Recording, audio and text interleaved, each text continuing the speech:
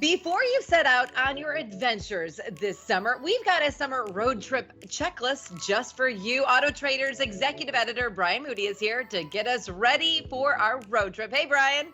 Hey, thank you for having me. Yeah, people are going to take road trips. I think people want to take road trips because honestly, they want to just get out. Gas is expensive, of course, but I think people just want to be away.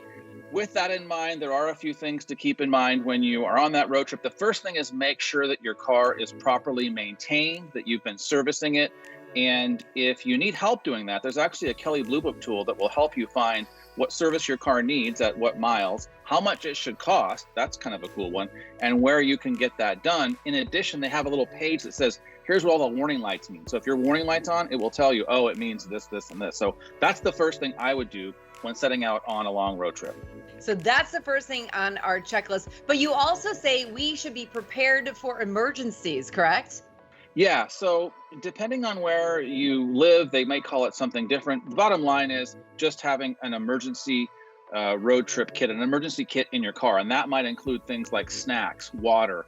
If you live where it's snowy or cold, you might want to include an extra pair of shoes. Because remember, even in the summertime, it can get really cold in the mountains or in the desert. I would include an extra cell phone charger, those detachable kind, but remember to bring a cable for each type of phone. And also bring one of those rechargeable cell phone battery bricks, like that can be portable. Because today, having a cell phone, it's not just a luxury anymore. It's kind of necessary.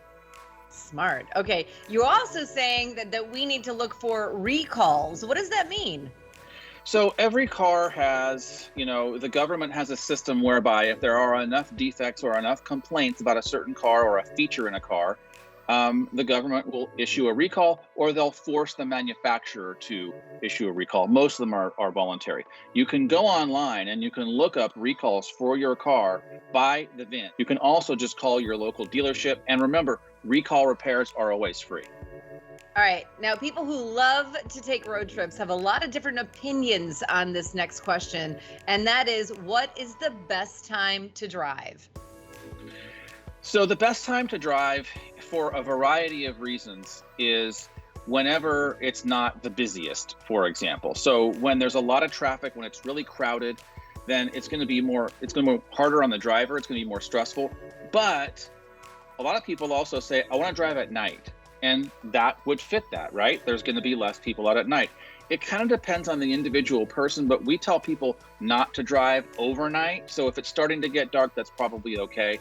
But look for the least popular times to go. So I would say, for example, early morning is a great time to set out. Don't wait till 10 or 11 a.m. Get up. If you can be on the road by 7, you're going to be happier as a result. Brian, great advice. Thank you so much. All right, if you want more information, just head to Auto Trader's website.